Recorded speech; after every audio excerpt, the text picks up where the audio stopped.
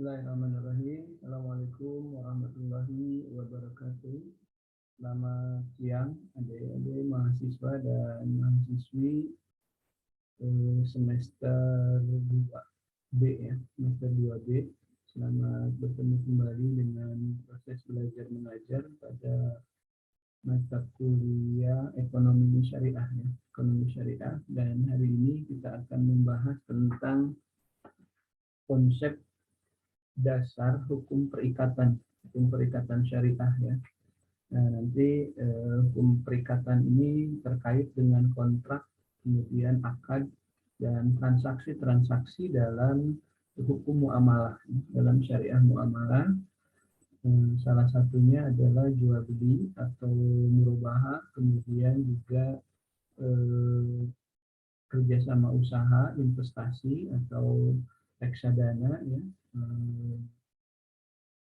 Tentang mudharabah, musyarakah, kemudian juga sewa terkait dengan ijarah atau ijarah muntahiyah bitamlik dan lain sebagainya. Nah, pada kesempatan siang hari ini, saya kira pemaparan materi akan disampaikan oleh teman kita di kelompok 2 yang terdiri dari Rezki Maulana, kemudian Rukan Ilham, dan Sandy Fajar ya. Dan hari ini Rezki, Rukan, dan Sandy telah siap di hadapan kita untuk menyampaikan hasil diskusi melalui presentasi kelompok dari mulai pencarian materi, pembuatan makalah, kemudian juga materi ke dalam PowerPoint dan sampai ke presentasi, kemudian terakhir nanti diskusi. Nah, sebelum memulai, tidak ada salahnya saya membuka perkuliahan ini karena di saat dan waktu yang tepat, yang sangat baik juga. Kami dari lembaga juga mengucapkan kepada Anda semua yang sedang menjalankan, tentu saja untuk non-muslim, saya kira saling toleransi saja ya, dalam melaksanakan ibadah di bulan Ramadan, baik itu saum, puasa, maupun ibadah-ibadah yang lainnya. Dan hari ini, siang hari ini jelas kita semua sedang menjalankan ibadah saum, dan kita semua berharap bahwa seluruh ibadah apapun di bulan Ramadan tahun ini mudah-mudahan diterima Allah Subhanahu wa taala, dan kita selalu diberikan kekuatan untuk selalu bisa menjalankan dan melaksanakannya dengan baik. Adapun untuk muslim, saya kira tidak terjadi hal-hal yang memang jadi biasa saja karena toleransi sudah terbiasa, termasuk juga pada mata kuliah ekonomi syariah ya, beberapa non-muslim, yaitu Katolik maupun Protestan, itu juga tidak bermasalah dalam mengikuti perkuliahan di ekonomi syariah. Mengingat selain toleransi, hal-hal yang disampaikan dalam mata kuliah ini tidak terlalu terhadap akidahnya, tetapi lebih kepada hukum muamalah. Nah, pada konsep perikatan ini nanti kelompok pertama akan menyampaikan tentang pengertian perikatan ya. Sebenarnya perikatan itu tidak hanya di muamalah ya, di ekonomi. Ada di hukum keluarga juga ada perikatan, kemudian di tentang ibadah juga ada syariat ya, syariat ibadah itu, hukum-hukum bagaimana cara pelaksanaan ibadah, termasuk kalau kita melaksanakan sholat, saum kan gitu, ada waktu dan ada aturannya gitu. Salah satunya dari mulai misalkan terbit fajar sampai terbenam matahari, atau kita dari azan subuh sampai misalnya azan maghrib, itu salah satu ketentuan. Kemudian tidak makan minum itu juga bagian dari syariat ibadah, termasuk juga kalau kita melaksanakan rukun haji misalkan, ini juga bagian dari syariah, aturan-aturan. Tetapi yang kita pelajari pada mata kuliah hari ini tidak tentang hukum syariah ibadah ya, kemudian tidak tentang hukum syariah keluarga, kemudian tidak tentang hukum syariah tata negara, kemudian tidak tentang hukum syariah tentang hubungan internasional antar negara misalkan, karena itu juga dalam syariah diatur. Kemudian juga tidak tentang hukum syariah sopan santun. Nah, ini juga ada, tetapi hari ini kita membahas tentang konsep dasar perikatan yang berhubungan dengan hukum syariah muamalah dalam bertransaksi, berekonomi ya. Seperti yang tadi sudah saya sebutkan, salah satunya bagaimana bertransaksi yang sesuai dengan hukum syariah muamalah yang tentang jual beli gitu kan.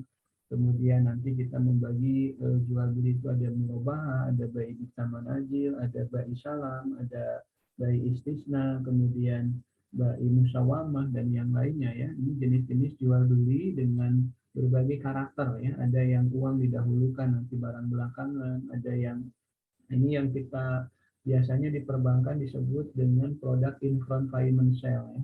Kemudian juga ada sewa, ada ijaroh ya, ada sewa kemudian diakhiri dengan kepemilikan, bisa itu jadi beli ataupun hibah yang disebut dengan ijaroh muntahiyah ditamlik. Dan beberapa aplikasi sewa itu sering terjadi seperti di kalau di lingkungan dekat universitas itu kayak sewa kamar ya, sewa kontrakan, nah, itu sewa ijaroh. Kemudian juga rental mobil itu kategori ijaroh. Kemudian juga sewa misalkan tenda ataupun wedding organizer untuk pernikahan misalkan, itu juga kategorinya ijaroh. Tetapi sewa ini, ijaroh ini hanya memindahkan hak guna pakai saja dengan jangka waktu tertentu, tidak memindahkan hak milik gitu. Jadi hanya sewa. Gitu. Berbeda dengan nanti ada ijaroh muntahiyah bitamlik. Nah, perikatan-perikatan seperti ini nanti dalam implementasinya seperti apa, nanti kita akan dengar bersama hasil presentasi dari kelompok 2 ini. Termasuk juga investasi, kerjasama ya, kerjasama usaha. Ini apakah termasuk kategori mudharabah ataupun termasuk kategori musyarakah, semua memiliki karakteristik. Gitu. Jadi jangan sampai jika kita sudah memahami atau belum memahami, salah memasukkan. Karena kalau salah memasukkan, salah menempatkan, berarti terjerumus juga khawatir kita di bentuk-bentuk ribawi ataupun yang lainnya ya, karena tidak memenuhi sesuai aturan. Seperti kalau dalam hukum syariah ibadah, misalkan Anda seharusnya umroh itu ke tanah suci Mekah dan Madinah, ini malah misalkan ke India misalkan, kan ini tidak memenuhi syariah hukum ketentuan yang sudah diatur. Nah, begitupun dalam muamalah. Jika kita menentukan syariah muamalah tentang transaksi ekonomi, perikatan transaksi ekonomi, sebut saja bisnis, baik dalam jual beli maupun investasi maupun dalam sewa ataupun gadai, tidak sesuai atau keluar dari hukum syariah, maka ini juga tidak benar dan artinya ini termasuk kategori yang tidak bolehkan. Dan tidak boleh ini termasuk ada dalam proses, yakni aturan ini bisa dalam proses ya, seperti tadi yang saya sebutkan, ada mudharabah, musyarakah, kemudian murabahah, ada juga ijaroh, tetapi ada juga sebenarnya secara proses sudah masih kategori murabahah, misalnya jual beli, dan sudah memenuhi rukun, misalkan nanti ada penjualnya, ada pembelinya, ada barangnya, ada harganya, kemudian ada sigot antara penjual dan pembeli, tetapi barang yang ditransaksikannya tidak memenuhi rukun atau syarat dari aturan syariah. Misalkan barang-barangnya ini barang-barang haram yang dijual belikannya. Nah, ini juga tidak termasuk dalam hukum syariah muamalah ya. Sebut saja misalkan bisnis narkoba misalkan. Sebenarnya secara proses sudah memenuhi rukun ya, ada penjualnya, ada pembelinya, ada barangnya, kemudian ada juga harganya, ada juga sigot antara penjual dan pembeli. Tapi karena barang yang objek yang dijual belikan ini tidak memenuhi syarat dan rukun secara hukum syariah, ya tetap tidak boleh. Jadi nanti ada yang kaitannya hukum syariah muamalah dengan proses mendapatkannya, kemudian juga dari sisi objek yang dijual belikannya atau yang menjadi transaksi dari syariah hukum muamalah. Tergantung kalau memang itu jual beli ya berarti dijual beli. Kalau itu investasi Misalkan Anda itu ada investornya, kemudian ada pengelolanya, ada modal yang ditanamkannya, tetapi ternyata Anda investasi di tempat-tempat yang tidak bolehkan secara hukum syariah. Misalkan investasi di apa ya, misalkan di pembuatan senjata ilegal, misalkan, atau investasi di pembuatan pabrik narkoba, misalkan, yang produk tersebut nanti akan mengakibatkan banyak kemudaratan bagi makhluk dan seluruh alam ini. Nah, ini juga tidak diperbolehkan ya. Nah, itu sebagai pengantar dari konsep dasar hukum perikatan syariah muamalah ya. Nah, lebih jelasnya saya kira nanti kelompok 2 ini yang terdiri dari Rizky Maulana ya, kemudian Rukan Ilham dan Sandy Fajar ya, saya kira saat ini sudah bersiap untuk memberikan presentasinya kepada kita semua, hasil diskusi, hasil musyawarah, hasil eh, pembuatan kerja kelompok mereka bertiga, termasuk juga dalam pembuatan PPT-nya ya. Dan untuk mempersingkat waktu, saya kira kepada rekan Rizky Maulana, kemudian Rukan Ilham ya, dan mudah-mudahan hari ini sudah siap. Sandy Fajar, silakan untuk langsung saja mempresentasikan hasil presentasinya ya. Oh ya, adapun untuk makalah, kemudian PowerPoint yang sudah dikirimkan, ini sudah kita proses ya dan sudah diperiksa, kemudian sudah mendapatkan beberapa penilaian dari indikator yang sudah saya sebutkan di awal pemberian tugas ya. Tinggal sekarang kita menilai dari sesi presentasi dan diskusi di kelas ya, itu pun kalau memang ada yang ditanyakan.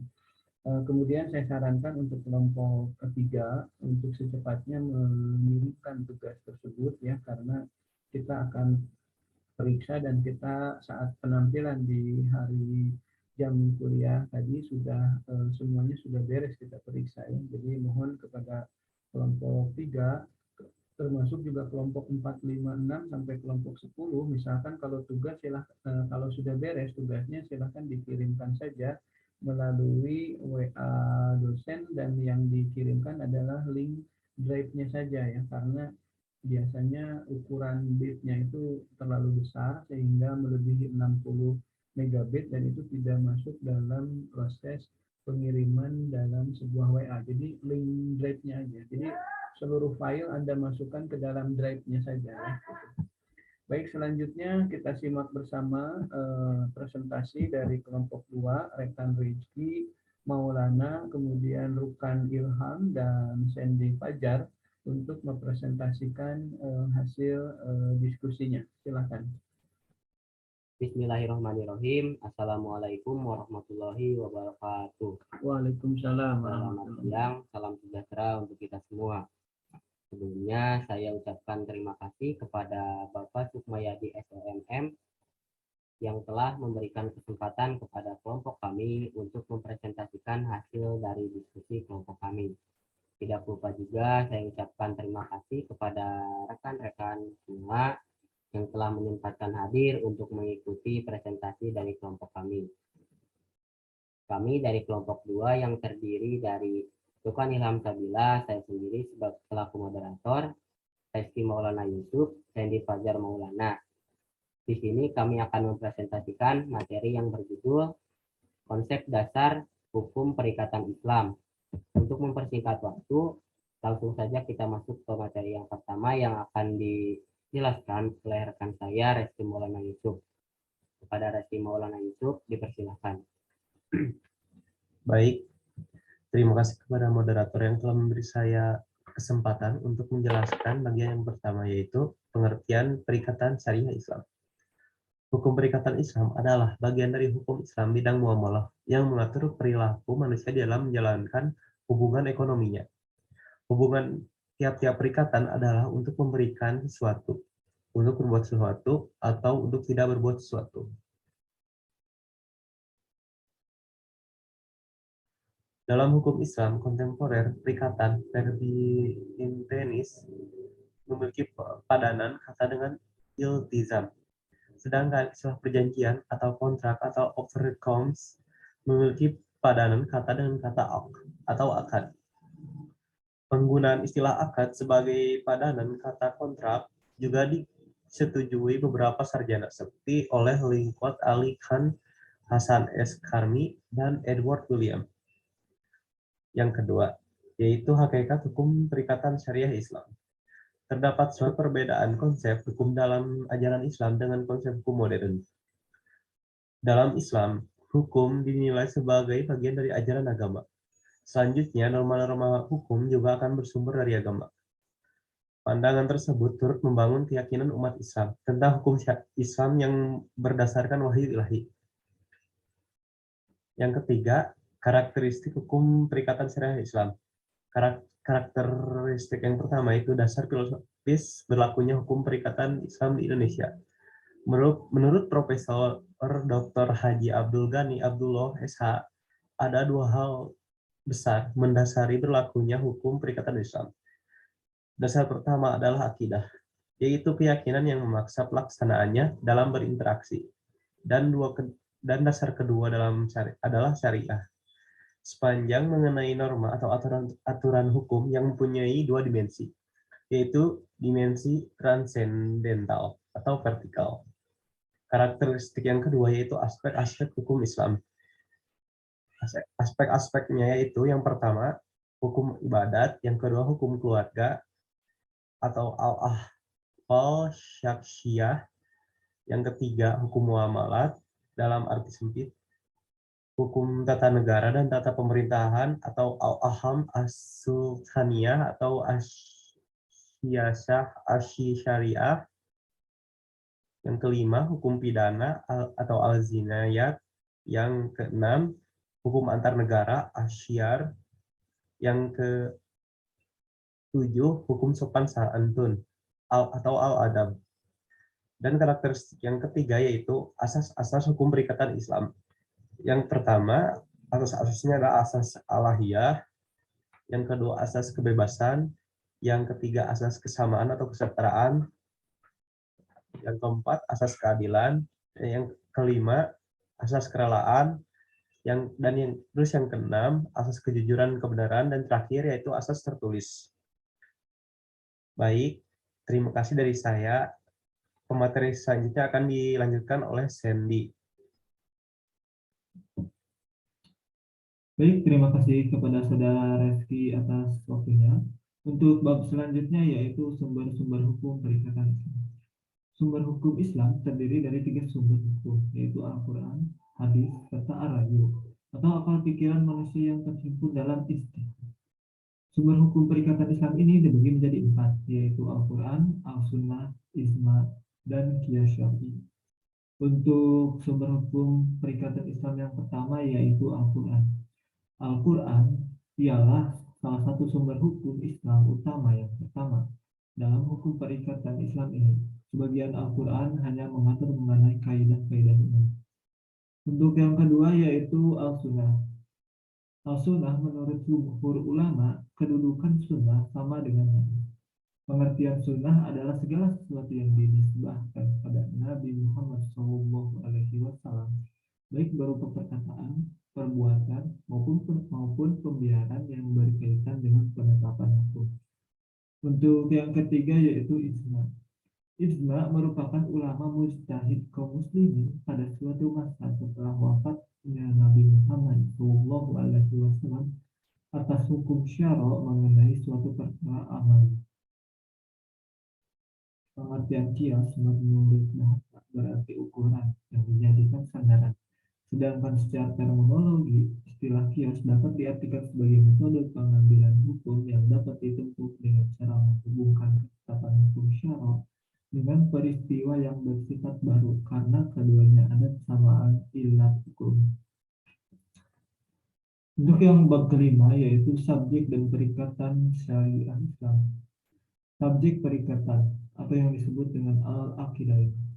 Subjek atau al-aqidain adalah para pihak yang melakukan akad sebagai pelaku dari suatu tindakan hukum tertentu, yang dalam hal ini tindakan hukum akad atau perikatan dari sudut hukum adalah sebagai subjek hukum. Subjek hukum dapat diartikan sebagai pengemban hak dan kewajiban. Subjek hukum terdiri dari dua macam, yaitu manusia dan badan hukum dalam kaitannya dengan ketentuan dalam hukum Islam. Untuk yang pertama yaitu manusia. Manusia sebagai subjek hukum perikatan adalah pihak yang sudah dapat dibebani hukum yang disebut dengan mukallaf. Untuk yang kedua yaitu badan hukum. Badan hukum adalah beban yang dianggap dapat bertindak dalam hukum dan yang mempunyai hak dan kewajiban dan perhubungan hukum terhadap orang lain. Dua, objek perikatan. Objek atau yang disebut dengan mahalul akad adalah sesuatu yang dijadikan objek akad dan dikenakan pada akibat hukum yang ditimbulkan. Bentuk objek akad dapat berupa benda berwujud maupun tidak berwujud. Syarat-syarat yang harus dipenuhi dalam mahalul akad adalah sebagai berikut, yaitu perikatan telah ada ketika akad dilangsungkan. Maksudnya yaitu satu perikatan yang objek tidak ada batal. Alasannya bahwa sebab hukum dan akibat akad tidak mungkin bergantung pada sesuatu yang belum ada. Yang kedua yaitu perikatan yang dibenarkan oleh syariah. Pada dasarnya, benda-benda yang menjadi objek perikatan haruslah memiliki nilai dan manfaat bagi manusia. Selain itu, jika objek perikatan itu dalam bentuk manfaat yang bertentangan dengan ketentuan syariah seperti peraturan, pembunuhan, dan adalah tidak dapat dibenarkan pula.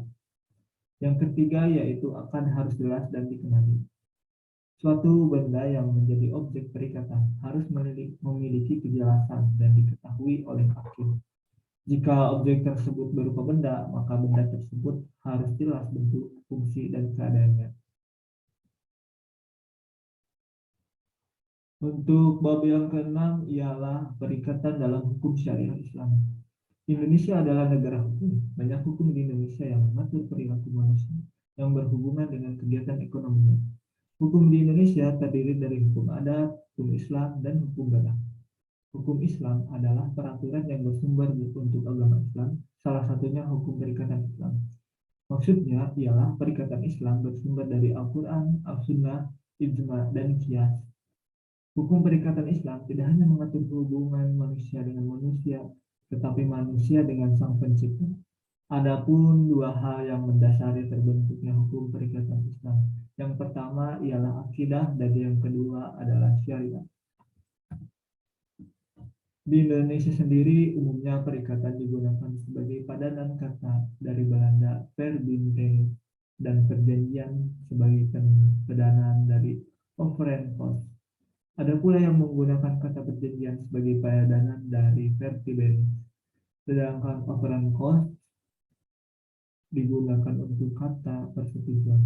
Dalam hukum Islam, kontemporer digunakan istilah untuk menyebut perikatan atau verbintenis adalah dan istilah akad yang menyebutkan perjanjian atau overeenkomst.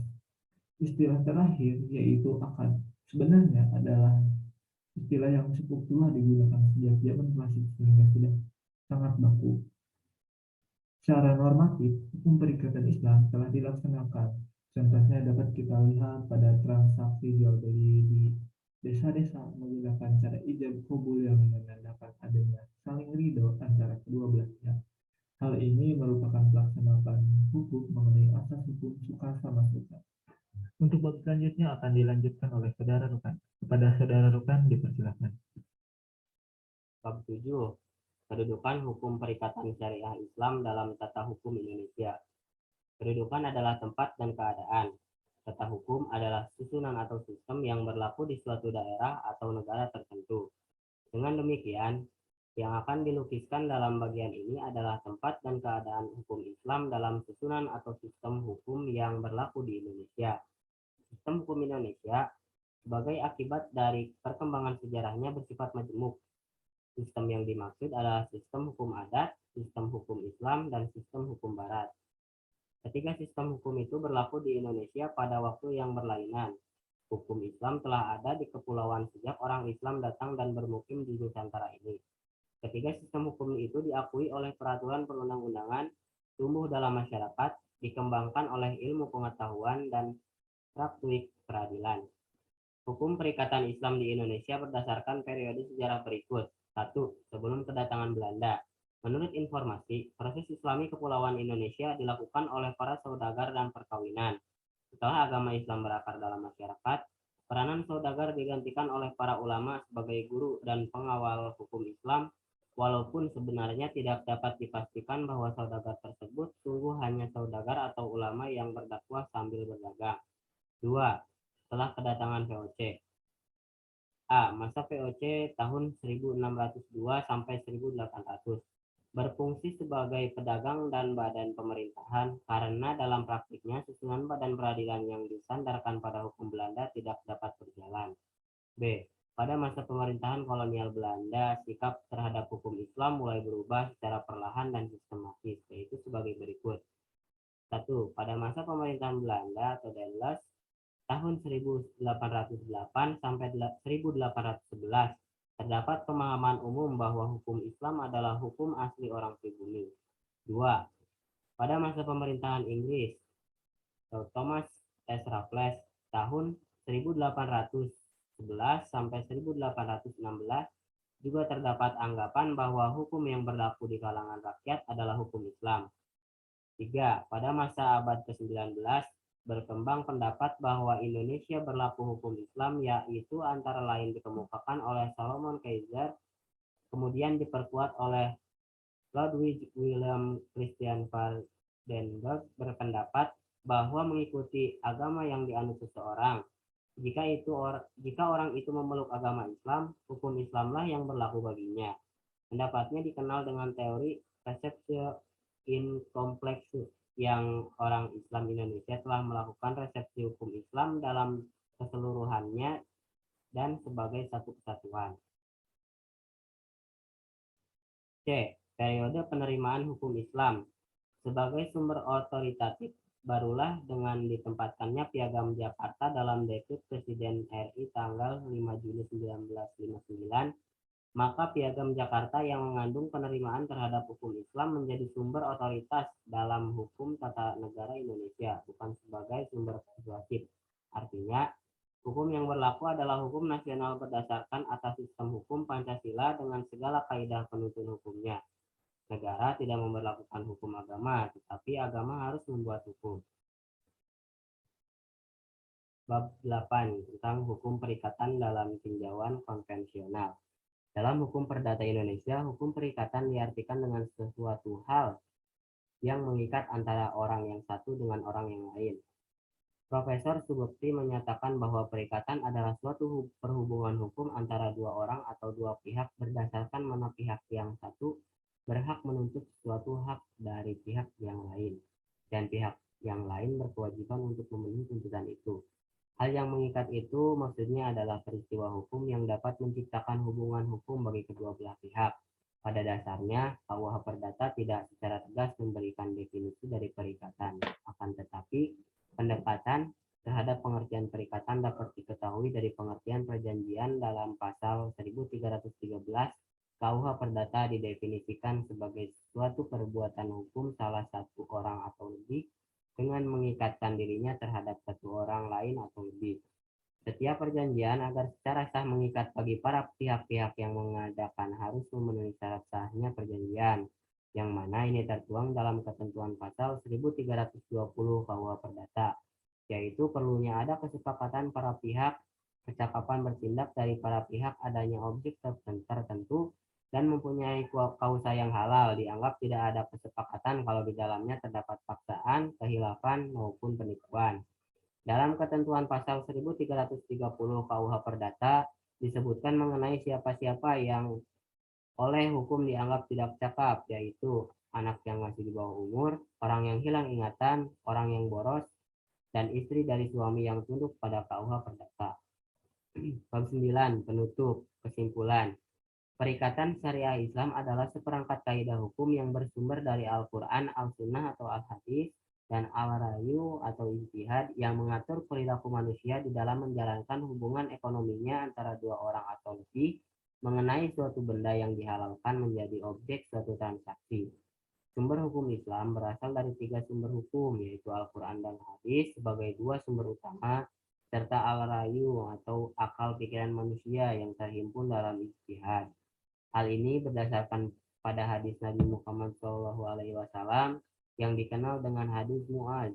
Terdapat pula pendapat lain mengenai sumber hukum Islam ini yang didasarkan pada Al-Quran surat An-Nisa ayat 29 dan Al-Baqarah ayat 275 bahwa sumber hukum Islam adalah Al-Quran, Sunnah, Ijtihad, dan Qiyas. Demikian kesimpulan yang dapat kelompok kami sampaikan. Terima kasih kepada Bapak Supriyadi SNM dan rekan-rekan sekalian telah mengikuti jalannya presentasi dari kelompok kami dengan baik. Demikianlah hasil diskusi presentasi dari kelompok kami mengenai konsep dasar hukum perikatan Islam. Semoga apa yang kami sampaikan dapat dimengerti dan dapat berguna bagi kita semua. Sekian dari saya, bila ada kesalahan saya mohon maaf sebesar-besarnya. Akhir kalam, wassalamualaikum warahmatullahi wabarakatuh.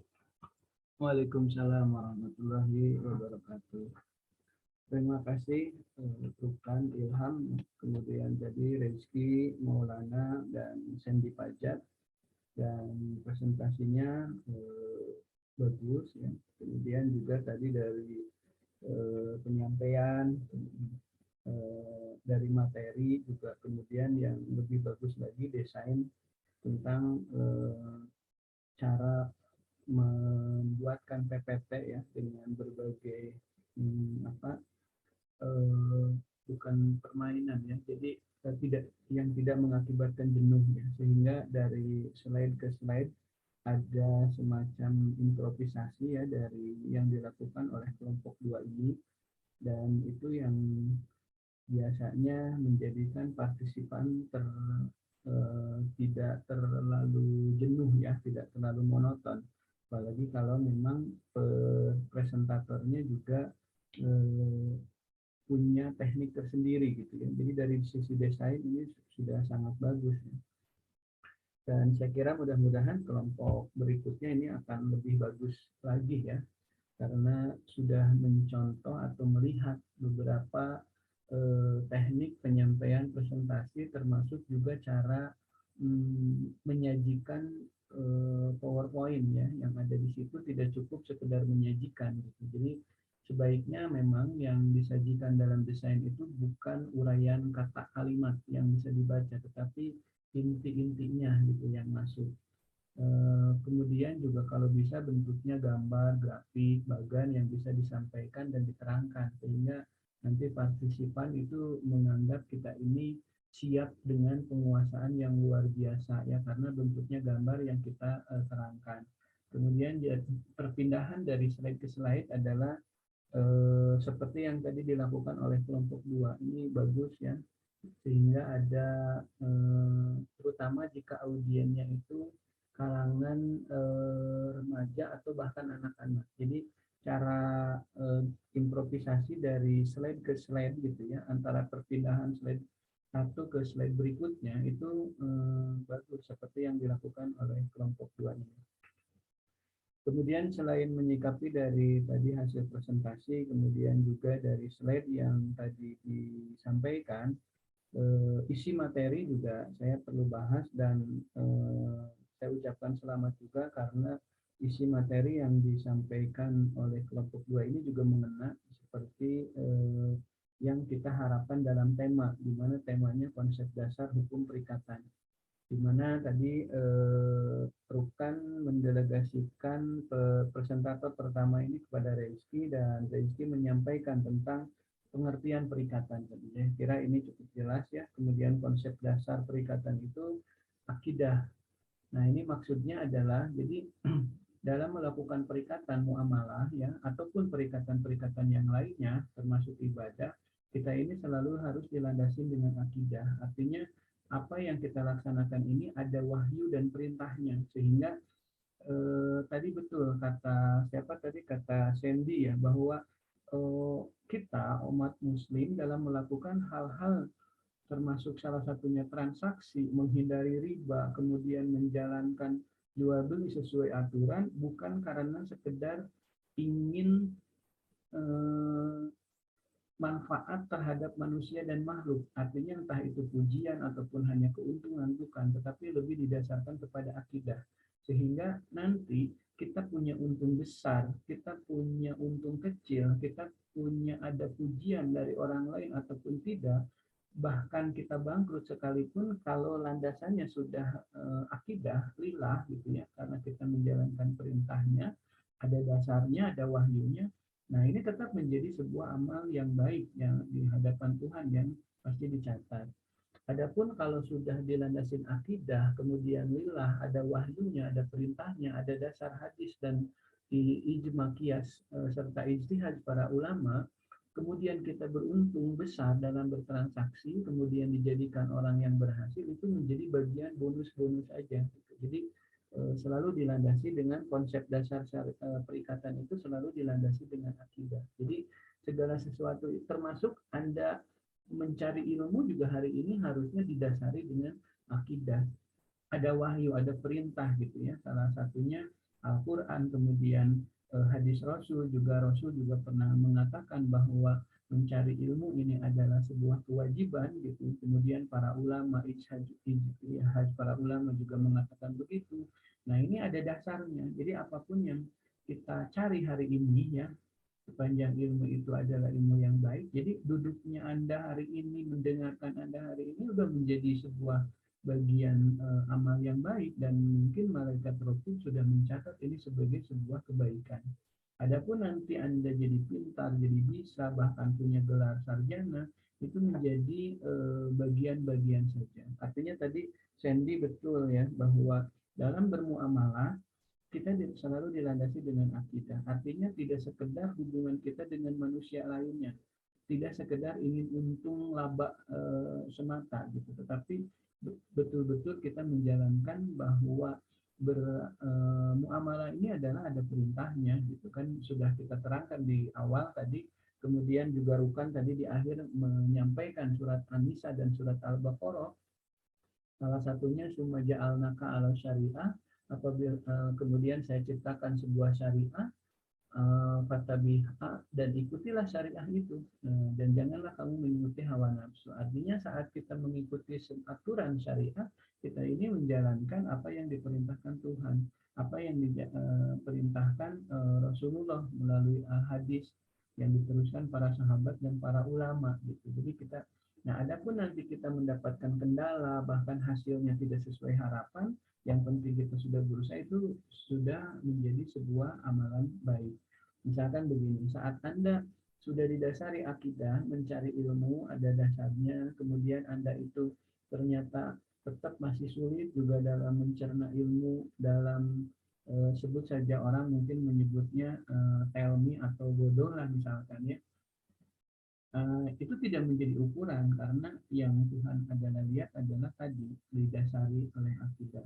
Sebaliknya jika kita tidak didasari dengan akidah, maka hal yang baik apapun mungkin tidak menjadi sebuah amalan yang baik. Nah, ini juga yang membedakan, kadang-kadang di bulan Ramadan ini juga ada juga teman kita dari non-muslim yang mengikuti. Nah, tapi niat mereka itu tidak dilandasi akidah, ya tidak berarti amalan apapun gitu ya, tidak menjadi sebuah pahala gitu ya, karena tidak dilandasi dengan akidah. Nah, mungkin saumnya mereka ingin untuk kesehatan saja mungkin, atau mungkin untuk melangsingkan sekedar berat badan misalkan. Nah, itu seperti itu. Oleh karena itu perlu kiranya bahwa niat kita ini selalu diluruskan, selalu berdasarkan akidah. Begitupun dosen dalam memberikan pengajaran seperti ini, jangan tidak semata untuk urusan dunia, artinya tidak semata untuk mencari nafkah. Jadi dilandasi dengan akidah. Adapun nanti kan ada rezekinya, yang ada yang besar sudah diatur ya, ada yang kecil, ada yang bahkan selalu tidak cukup. Itu kan sudah bukan menjadi urusan kita, karena mungkin takarannya sudah dikatakan seperti itu. Yang paling penting tadi, apapun yang kita laksanakan selalu dilandasi dengan akidah, niatnya gitu ya. Karena kalau ukurannya adalah besar hasil, maka yang hari ini petani berpenghasilan cuma 20.000 berarti siap-siap masuk neraka kalau ukurannya hasil ya. Tidak ada kan, ya ayuhannas, saya manusia diwajibkan atasmu berpenghasilan sebesar-besarnya. Maka yang berpenghasilan besar akan masuk surga, yang berpenghasilan kecil ke neraka. Tidak demikian. Jadi summa ja'alna ta'ala syariah. Jadi maka ikuti. Dan ada perintah yang tadi kata Rukan juga di Al-Baqarah, fa idza qudiyatus shalat fantasiru fil ardh. Jadi apabila telah ditunaikan sholat, maka bertebaranlah di muka bumi dan cari karunia Allah. Jadi semua yang mahasiswa, semua yang berbisnis, semua yang jadi pegawai, itu semuanya mencari karunia Allah. Adapun hasil bukan menjadi ukuran yang diwajibkan, ya, walaupun sebaiknya ya boleh itu juga, tapi tidak diwajibkan.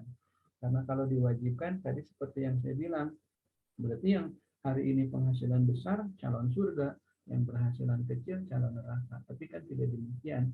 Yang penghasilannya kecil pun jika dilandasi dengan akidah dan secara proses tidak keluar dari syariah, aturan hukum syariah, maka mereka bisa masuk surga duluan. Sebaliknya, jika pun pendapatannya besar dalam berbisnis, tetapi tidak mengikuti aturan syariah, objek tadi mahalul akad yang dijual belikan barang yang haram, kemudian juga proses mendapatkannya juga tidak sesuai aturan syariah hukum muamalah, maka mereka pun tidak akan mendapatkan karena tidak mengikuti aturan syariah muamalah. Nah, ini juga tadi yang kesimpulan yang disampaikan oleh kelompok ini, ya.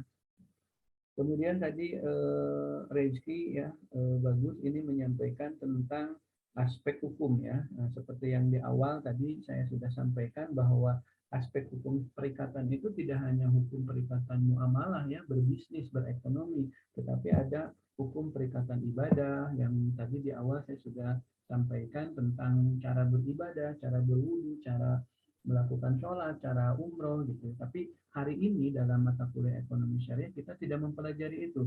Jadi Sandy di sini hanya menyampaikan saja bahwa hukum dasar perikatan itu ada hukum syariat ibadah, ada hukum syariat terhadap pengaturan keluarga, tata negara, kemudian hukum pidana, hukum perdata, kemudian hubungan antar negara dan sopan santun, dan termasuk hukum-hukum syariah lainnya, ya. Cuma dalam mata kuliah ini yang kita pelajari adalah hukum syariah muamalah, ya, berkaitan dengan perikatan berbisnis, ya, berekonomi, baik itu dalam jual beli, kemudian dalam investasi, kemudian dalam pinjam meminjam, ya, kemudian dalam titipan yang berlaku di perbankan itu banyak titipan, ya, salah satunya wadiah dan wadiah yad adomana dan wadiah yad amanah.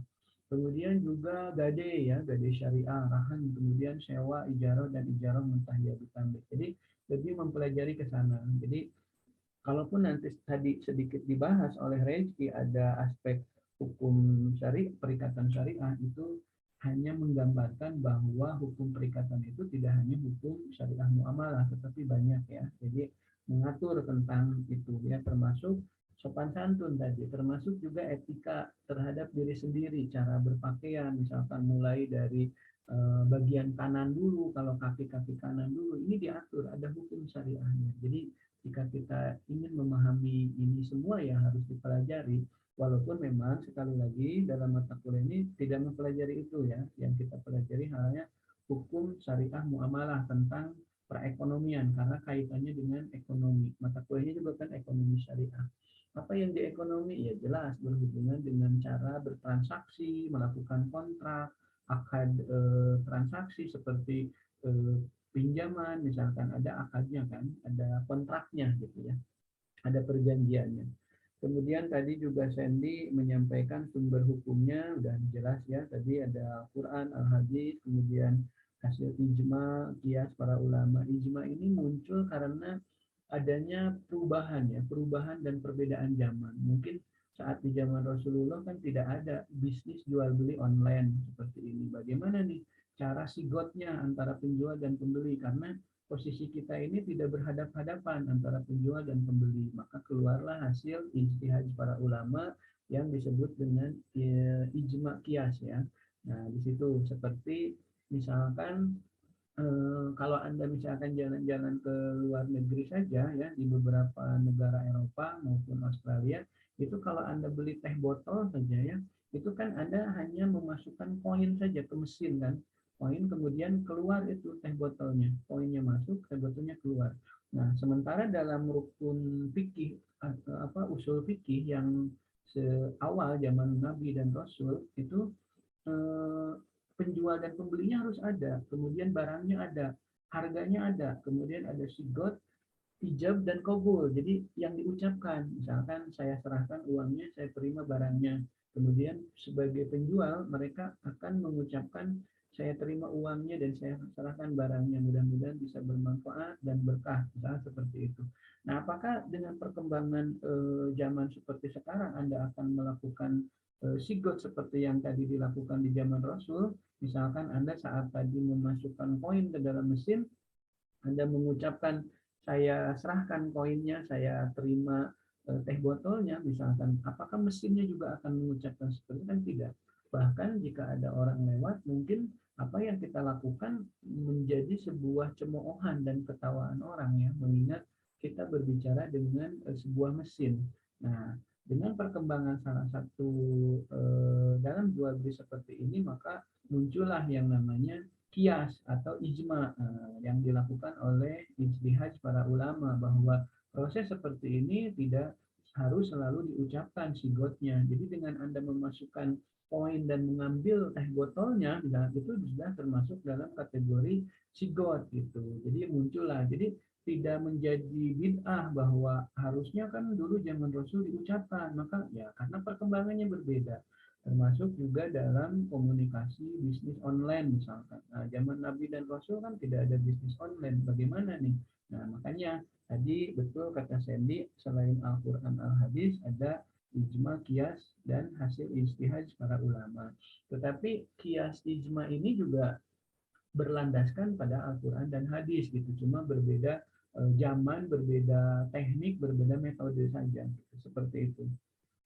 Nah, kemudian tadi Sandy juga menyampaikan tentang subjek perikatan. Nah, dari awal tadi saat prolog juga saya sudah menyampaikan ya bahwa subjek, ada objek. Jadi kalau di kasus jual beli, subjeknya siapa? Antara penjual dan pembeli. Jadi kalau di kasusnya misalkan investasi, misalnya ada investasi di pertambangan misalkan, berarti subjeknya investor sama pengelola usaha ya, pengelola usaha. Jadi subjek itu disebut al-akidain ya. Kalau disewa berarti subjeknya adalah si penyewa dan yang menyewakan. Objeknya nanti barang yang disewakan apa nih? Barang yang disewakannya apa? Apa tanah kan bisa. Kemudian yang jelas pasti harus objek yang disewakan, objek yang digadaikan. Kalau itu memang gadai ya, ilustrasi perikatannya contohnya ke gadai, berarti barang gadainya harus halal dalam arti misalnya secara syarat ya. Misalkan bukan barang-barang yang haram. Haram juga ada haram karena zatnya, ada haram karena prosesnya. Haram karena zatnya, misalkan daging babi, daging apa itu anjing itu haram karena zatnya ya. Jadi dia itu haram karena memang zatnya. Tetapi ada juga barang gadai yang haram karena proses. Misalkan Anda menggadaikan mobil hasil curian. Nah, ini juga tidak boleh ya dilakukan dalam hukum syariah muamalah. Bagaimana cara mendeteknya bahwa kita tidak tahu kan bahwa barang ini hasil curian atau tidaknya? Maka biasanya dicek dulu, kemudian setelah dicek kebenarannya pun kalau dirasa valid itu benar, maka juga dibuatin surat pernyataan bahwa ini benar-benar milik sendiri dan tidak ada sengketa dengan pihak lain. Kalaupun nanti ada terjadi tetap sengketa, itu di luar kendali kita karena kita sudah berusaha mengecek sebaik mungkin dan dikeluarkanlah surat pernyataan. Kalau misalkan contoh perikatan yang dijual beli, maka objek yang dijual belikan juga sama.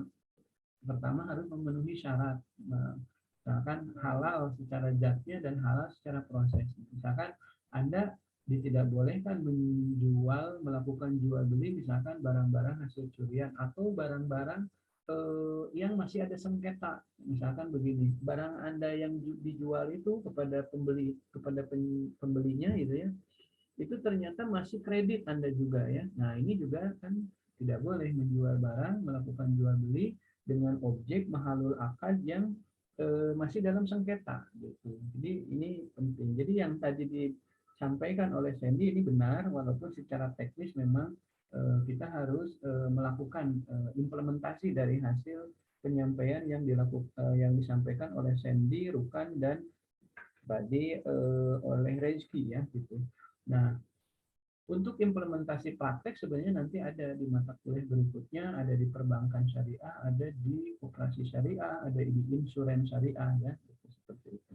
Memang capaian pembelajaran untuk mata kuliah ini hanya mengenal saja ya, sehingga nanti di mata kuliah yang lebih implementatif si mata kuliah tadi itu tidak harus menjelaskan dulu lebih dalam sampai ke sini karena di mata kuliah ini sudah disampaikan. Nah, demikian barangkali tambahan dari kelompok 2 ya. Sebenarnya masih banyak yang mesti ditambahkan, tapi karena durasi waktu juga saya kira cukup dan cukup bagus juga tadi yang disampaikan oleh kelompok 2, Resti, Sandy, dan Rukan. Saya mengucapkan selamat ya, dan bakat kemudian talenta seperti ini termasuk dalam pembuatan PowerPoint yaitu tolong dipertahankan, bahkan kalau bisa diperdalam lagi. Kenapa? Karena kalau sudah semester 5 terutama 6, 7 entah bagaimana ya mereka itu seperti yang menurun kemampuan dan apakah mereka merasa sudah senior di mahasiswa sehingga menganggap kemampuan tadi itu seolah-olah terlalu direndahkan gitu, termasuk dalam presentasi terkadang terlihat seperti agak seenaknya. Padahal kalau kita lihat di semester 1 dan semester 2, mereka ini punya kemampuan yang luar biasa seperti yang dilakukan oleh kelompok 2, kelompok 1 kemarin juga bagus. Itu baik itu dalam pencarian materi, kemudian pembuatan PPT, kemudian dalam penyampaian presentasinya juga ini sudah luar biasa bagus. Bahkan kalau saya nilai hampir semua kelas ini memiliki bakat entah itu public speakingnya, komunikasi yang bagus dalam menyampaikan gitu. Jadi kalau saya mau memberikan motivasi, Anda itu punya modal untuk bisa menjadi presentator, entah itu nanti jadi seorang guru, jadi seorang dosen, ataupun mungkin kerja di Pemda ataupun di PNS, Anda menjadi sebuah humas misalkan hubung atau public relation gitu yang selalu memberikan komunikasi dengan masyarakat, dengan konsumen dan lain sebagainya gitu. Jadi saya titip bahwa ini tuh dipelihara, dijaga, bahkan kalau bisa ditingkatkan lebih dalam lagi ya, lebih bagus lagi karena banyak sekali setelah, walaupun tidak semua ya, setelah semester 5, 6, apalagi 7 itu kok seperti yang seenaknya gitu ya, membuatkan materi, kemudian presentasi, walaupun tidak semua ya, masih ada banyak juga yang bertahan. Begitu barangkali. Nah, selanjutnya silahkan Rukan, kemudian Reski, dan Sandy memandu hasil pembahasan saat ini ke dalam sesi diskusi ya. Jadi kalau ada yang ditanyakan silahkan teman-teman yang lain kita lanjut di WA group saja ya. Terima kasih sekali lagi untuk kelompok 2 dan ucapan selamat juga atas presentasinya luar biasa bagus. Kelompok 1 juga minggu kemarin sangat bagus dan kelompok 3, 4, 5 juga saya kira pasti lebih bagus lagi. Oh iya, mengingatkan untuk pengiriman tugasnya kalau bisa secepatnya ya.